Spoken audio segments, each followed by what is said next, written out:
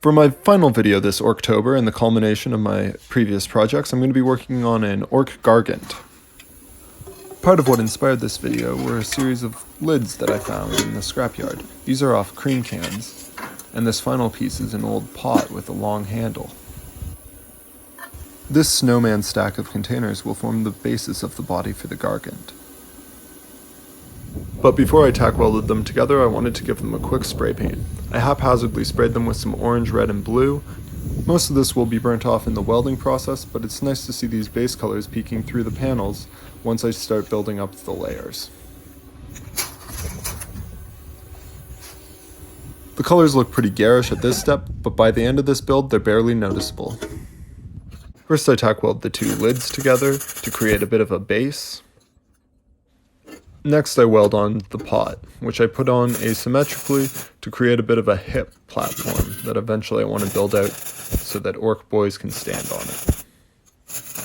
I was pleasantly surprised by how quickly that came together, and it gave me a solid base to weld onto. Next I began overlapping and tack welding on panels I had previously cut out of salvaged sheet steel. The next day I continued the build. You can see on the bottom left the platform that I built for the boys to ride on, as well as a howdah on the right shoulder for the captain or warlord. We had our first cold night last night, and some of my spray paint wouldn't spray that I left outside accidentally, so this was a necessary step. I decided the arms that I had made out of bolts were a bit too long, so I ended up cutting this one off with a plasma cutter and repositioning it. Unfortunately, I lost the video of me making the actual claw, but it's very similar to the ones that I made for the dreadnoughts, except scaled up a bit. I also gave it more greeblies and detailing with a couple of screws and some more plates. The power claw is a little oversized, but so is the giant cannon sticking out of his belly, so I thought it fit. For the other arm, I decided I wanted a machine gun, so I started by cutting some small holes in a pipe to create a barrel.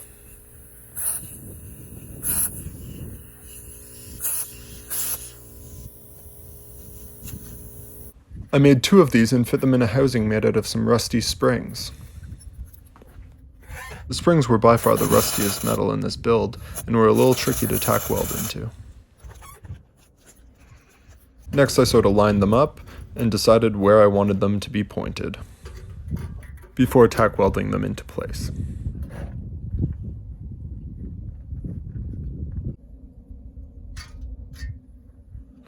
For a few hours I just kind of welded random panels on to break up some of the boring expanses of the larger shapes, breaking up any blank spaces with a couple of well-placed tack welds and some jagged steel. During that building period, I had added a couple of platforms, including an entrance at the ground level, all of which needed doors, which I cut out of the blade of this old saw that had been painted red in the mishap with the jaw. I used a piece of soapstone to mark out the approximate height and width of the doors that I wanted.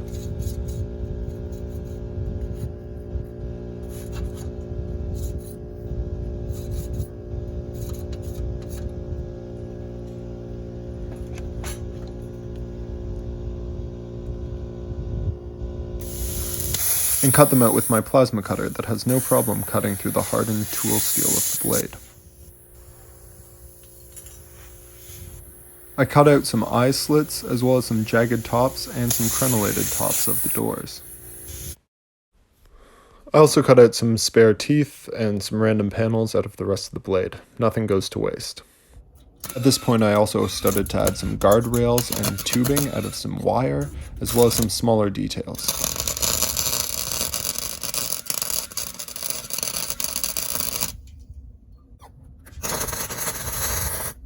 I was surprised by how quickly time seemed to pass once I started building. This project only took 2 days, with the afternoon of the first day being rained out. With a quick clear coat, the project was finished. I like how scrapped together the face is. It's a little abstract, but it really gets a lot of character across. Here you can see the little entrance for the cockpit, as well as a platform for a war boss or someone to stand on. I have no idea how this machine would actually function. I added a smokestack, but I could have added more about how it actually ran or some wheels or something. But I guess because it's Ork technology, just believe, harder. And there's that beautiful face once more. These pieces have been too big for my little stand turner, so I had to pull this out of an old microwave. It sort of works. It needs a little help to get the larger models around. I just realized I have no idea if this model is the correct size. I never bothered to Google search it before I started, but I don't think that matters too much. Love the different contrasting colors of the steel, as well as the different textures and weathering shades, and just the whole look of this piece just really is amazing. I find the creativity of the tabletop community so inspiring, and I'm just glad I could add my own take to the genre of these like YouTube videos. Thank you very much, and this is going to be the final video of this series for now. Yeah, so long. Like and subscribe, and take a look at my other videos to see how the rest of these pieces in my collection were made. Bye.